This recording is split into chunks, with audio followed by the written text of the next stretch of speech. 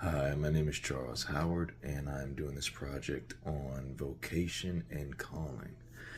Now, to sum it up, to give it a really good idea, if you had one person who woke up in the morning all drowsy, tired, and just not ready to do anything at all, compared to a person who wakes up early, who's working out early, brushing his teeth, ready to go early in the morning and stuff, what would you say is the difference between those two? I would say that one has a purpose and the other is struggling with their purpose. So the meaning behind vocation and calling is vocation is when God is calling you to a purpose in your life. And God is trying to give you a purpose in your life.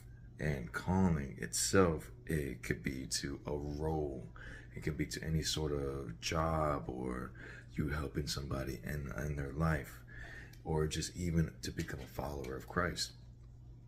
That is the meaning of vocation and calling.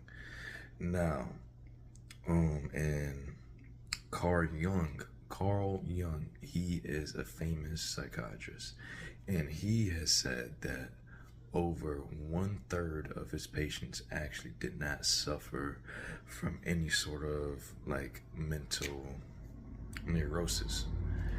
It was actually a lack of purpose. Um, Another famous psychiatrist, his name was Viktor Frankl, and he was Jewish, and he had survived a death camp in Auschwitz.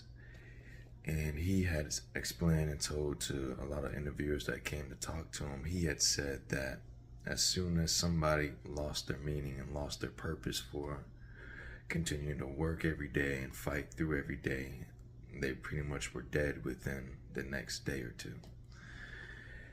So that just goes to show you how important it is for you to have purpose in your life. Now, purpose doesn't only come from making money, having a job, having a family, and things like that. That's not all of purpose. That's not the full picture of it. How do you come across full on purpose? Well, in the Bible it says to help your neighbor. Now, what does that mean? I mean, just go, and that really means to help anyone who's in need. It doesn't mean that that's exactly is your purpose, but that helps God bring you purpose as you going out and helping somebody. Now, in Genesis 2:15, God calls Adam to work the garden, and through that gives Adam purpose. And in Ephesians 2:10, God says that we people are His handiwork, and this emphasizes how purpose is found through discipline and labor. It is found through that, but it is not it entirely. So, how does God call us to purpose? How does He do that? Well, for one, like I said before, He calls us to go help out our neighbor. Through that, He brings us purpose, because ourselves, we don't find it on our own. And to put it in example, if you're on a boat in the middle of the ocean and you're trying to drive a boat that you don't even know how to even get the engine started, you're just there in the boat floating off into sea with no destination, no real end goal in mind. You can't drive that boat alone. You can't. So Jesus comes in and He takes the wheel and drives it for us. He takes command. He steers the boat as we continue to row it.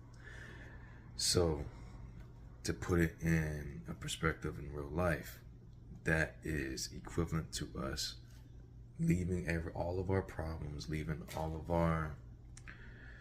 our worries and everything in His hands, and just going out and doing the work, going out and continue to help people, to continue to work that job that we may not like.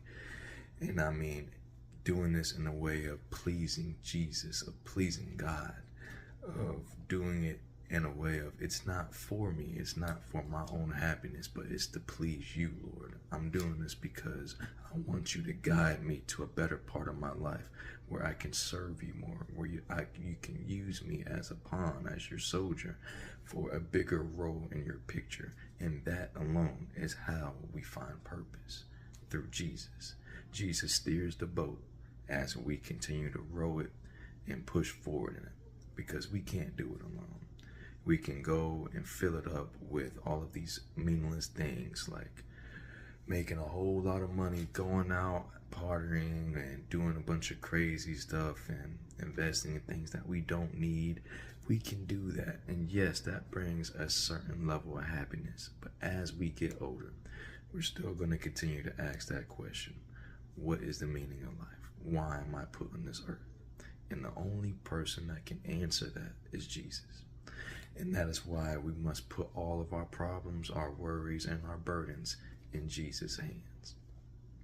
So I hope that explains vocation and calling, and how God does it, how he really reaches us, why we should look into trying to find that vocation and calling itself, but we ourselves are not going to find it. It all starts with helping our neighbor and doing it in a way of not for ourselves, but to please God. Some personal experience with vocation and a calling in my life was that, well, I run a landscaping business, and as with that, I didn't really think I was going to be doing landscaping early on in my life as a big part of it, but here I am, and I live next to a church, and they usually don't have the grass cut, so I'll go over there and cut it on my own, free of charge usually. And that's little things that I do to help people out, and that's me helping my neighbor. My ultimate goal is to become an airline pilot and later go into contracting, and even with that, I can use that as to help people, as to help my family, others who need it, and to build up what I have here at home. So I'm keeping God within in my prayers, and with everything that I do, I'm trying to make my purpose centered around what his will is for me. And I'm using that in a way of helping others and to better myself and have myself grow into a closer relationship with God. And yeah, but overall, that is everything that I wanted to talk about. And I appreciate you staying here and listening. And with that said, that's about everything.